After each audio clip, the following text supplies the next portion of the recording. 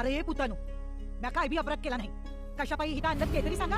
आता जा नाही हो जेते. आता तुम्ही सांगा काय ते. हा अहो म्या काय सांगणार. या मोरपंत आले. पंत तुम्ही सांगा काय ते. ए बाबा, या समजा शिवाल्यांमध्ये तू जरा बरा दिसतोस. तू तरी सांग र.